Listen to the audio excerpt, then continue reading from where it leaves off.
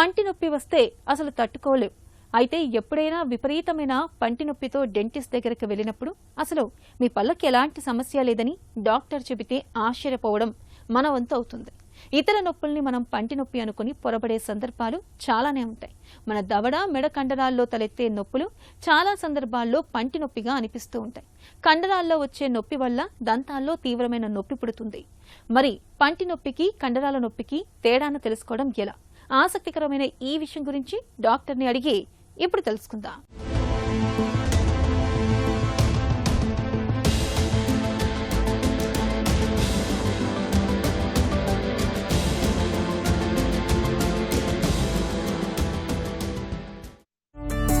కండరాల నొప్పిని పంటి నొప్పిగా పొరబడే అవకాశం ఉందా?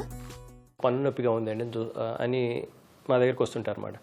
సో పన్ను నొప్పిగా ఉంది కదా అని చెప్పి పళ్ళు ఎగ్జామిన్ చేసినప్పుడు ఏ ప్రాబ్లం ఉండదన్నమాట. పళ్ళలో ఎటువంటి సమస్య ఉండదు, పిప్పి పన్ను ఉండదు, చిగుళ్ళు అన్నీ బలంగా ఉంటాయి, బలమైన పన్నులా కనిపిస్తుంటుంది.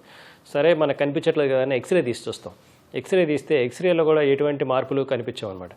సో ఇలాంటి సమయంలో పన్ను దగ్గర నుంచి వస్తున్న నొప్పి పన్ను వల్ల కాదు అని చెప్పి గుర్తించడం అనేది చాలా ముఖ్యమండి. ఇది చాలా పొరపాట్లు జరుగుతున్నాయి. ఈ పొరపాట్లు జరగకుండా డయాగ్నోసిస్ చేయడం అనేది చాలా ముఖ్యం. చాలాసార్లు పంటికి సంబంధించిన నొప్పి పన్ను నుంచి కాకుండా పక్కన ఉన్న కండరాల నుంచి అంటే మజిల్స్ నుంచి వస్తుంటాయి అన్నమాట. సో అలా మజిల్స్ నుంచి వస్తున్న విషయాన్ని గుర్తించడం అనేది చాలా చాలా చాలా ముఖ్యమండి. అలా గుర్తించినప్పుడు ఈ పన్ను నొప్పి కాదు మజిల్ నుంచి వస్తున్న నొప్పి అని ఐడెంటిఫై చేసినప్పుడు దానికి తగిన ట్రీట్మెంట్లు చేస్తే పన్ను నొప్పి ఆటోమేటిక్గా తగ్గిపోతుంది అనమాట.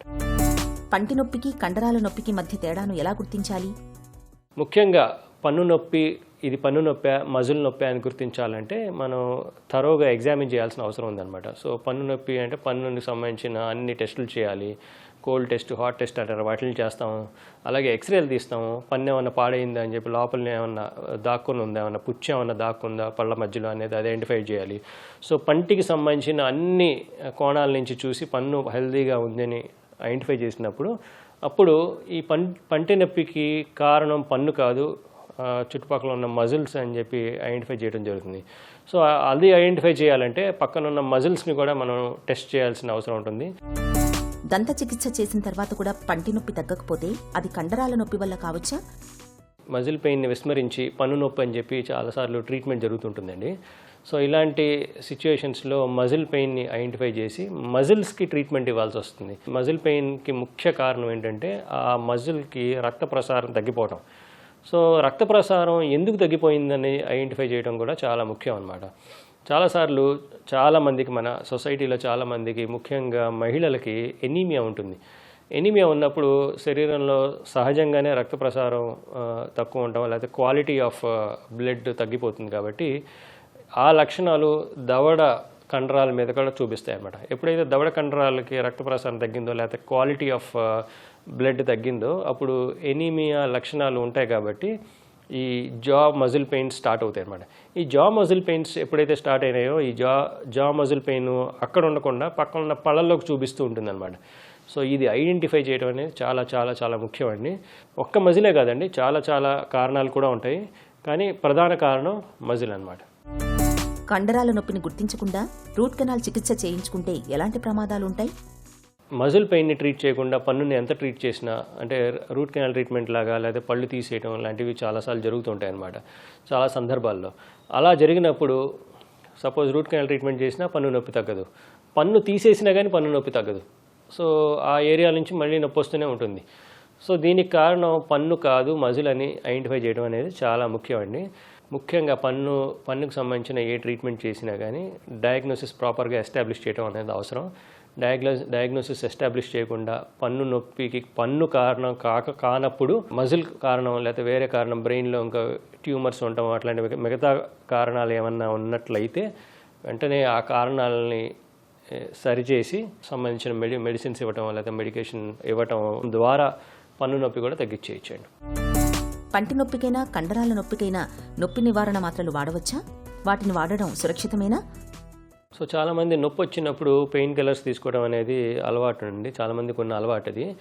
సో పెయిన్ కిల్లర్స్ తీసుకున్నప్పుడు కొన్నిసార్లు నొప్పి తగ్గుతుంది, కొన్నిసార్లు నొప్పి తగ్గదు.